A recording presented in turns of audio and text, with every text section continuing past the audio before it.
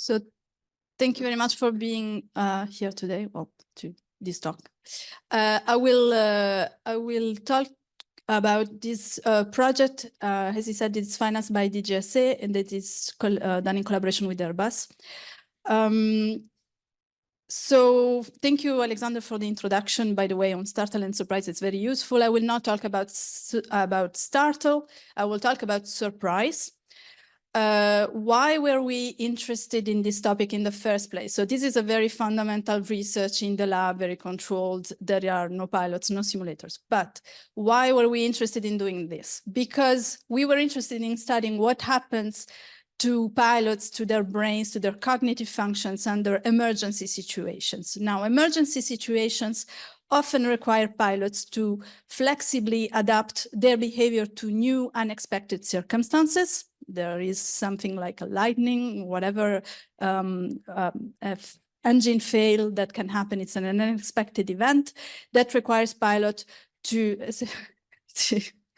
flexibly adapt their behavior and perform quick decisions under temporal pressure, trying to minimize errors as much as possible.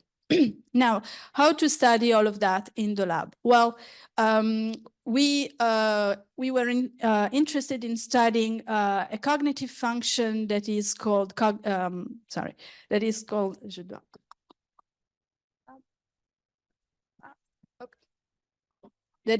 cognitive flexibility, which is the executive function that allows you to adapt your behavior flexibly to new changing circumstances.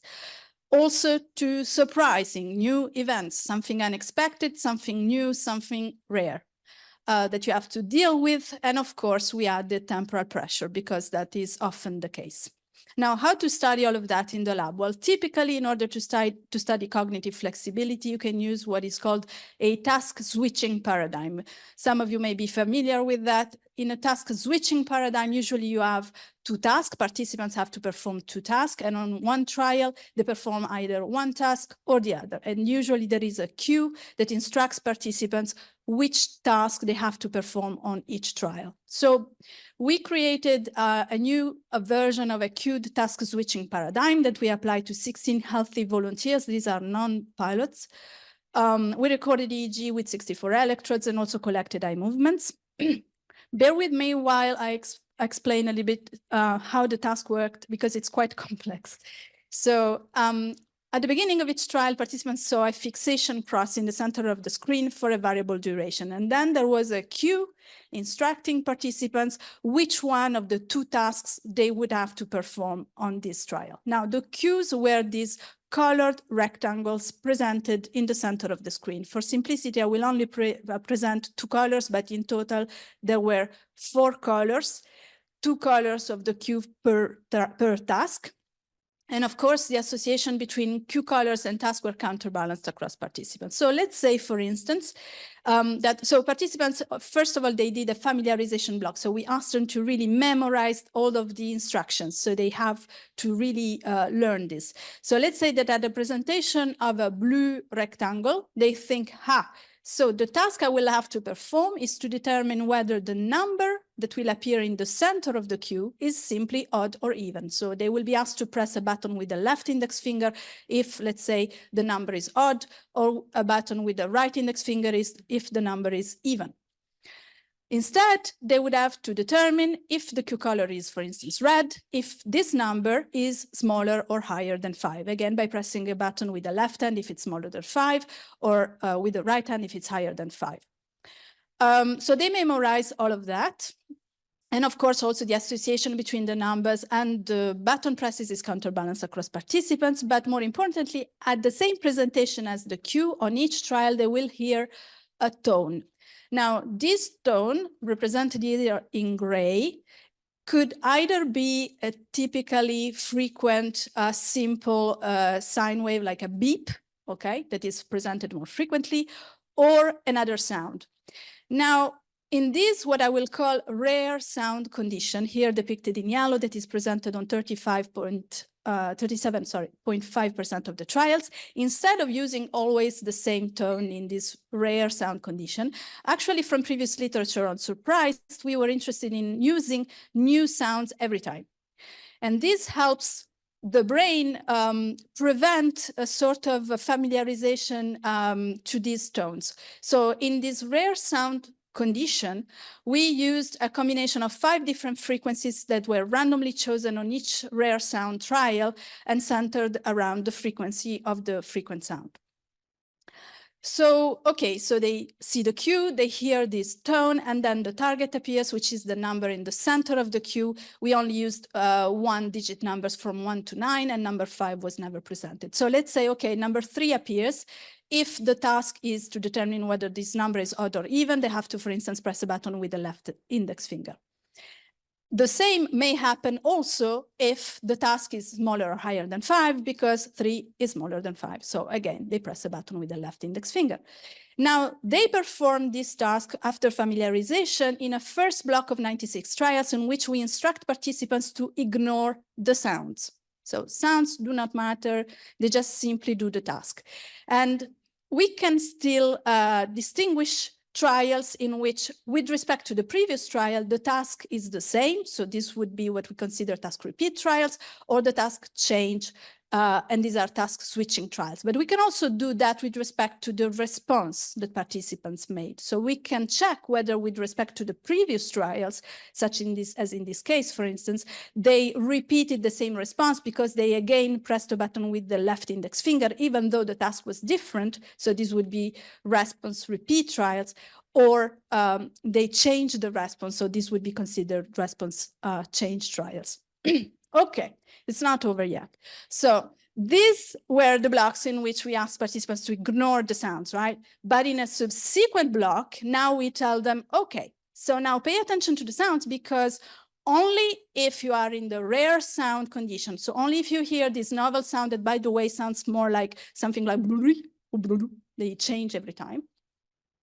Now, only if you are in this novel sound condition, and only if you're doing, for instance, the task smaller or higher than 5, then we ask you to invert the response. So if you were planning to doing a left index button press, actually you have to do a right index button press. So we can still, within this is called the react sound block. Within this react sound block, I can still distinguish trials in which they actually had to react to the sounds. And these are a minority of trials that I will not talk about today. But we can also look at the other trials, all the trials in which they did not have to do this response inversion. These trials, in practice, are exactly the same as the trials from the ignore sound blocks, in which I ask participants to always ignore the sounds, because they also have to ignore the sounds on these trials. So factually, they are the same. The only thing that changed was the fact that I somehow forced participants now to pay attention to the sounds. And this is true for the frequent sound trials belonging to the same task, but also all the other trials from the task that was not relevant for the current block. If you are still with me, then they also did this in a subsequent block, now associated to the task odd even. And they do this repetition of ignore sound block, react sound block associated to one task, and then react sound block associated to the other task for 13 blocks in total. That is 1,248 trials. Yes, participants hate me. Now, why did we do all of that? Well, first of all, as I said, task switching trials, they allow us to study cognitive flexibility. Also, novel sounds in this rare sound condition allowed us to study the effect of surprise. And in the end, when we separate response switch from response repeat trials, we can study motor control, because if you change response, literature says that you also engage motor control because you have to change your response with respect to the previous trials. Now, these are our 3 main factors of interest that we studied in a 3-way repeated measures ANOVA with Bonferroni corrections separately for the 2 types of blocks. We were interested in seeing, okay, now what is the difference between the same ignore sound trials in which they still had to ignore the sounds, but separately for the ignore sound block and react sound block. Okay, so in behavioral results, I'm showing you reaction time. I will help you navigate through this graph. So on the x-axis, we have sound type. You have, do I have a pointer? I don't know. Yeah, which one is that? Okay, sound type on the x-axis. We have rare sounds here, the rare sound condition here, and the frequent sound condition there. Now, blue lines are task repeat trials. So with respect to the previous trials, you do again the same task. Red lines are task switching trials, in which with respect to the previous trial, you changed the task. You have average reaction times. And then finally, field lines are when you repeated the same response with respect to the previous trials, and dashed lines are when you changed your response with respect to the previous trials. Now, we replicated main effects known in literature. When you change the task, you have more cognitive flexibility involved, your reaction times are slower, but also, interestingly, we have a main effect of sound frequency. So in the rare sound condition, on average, we had that reaction times were faster. Okay.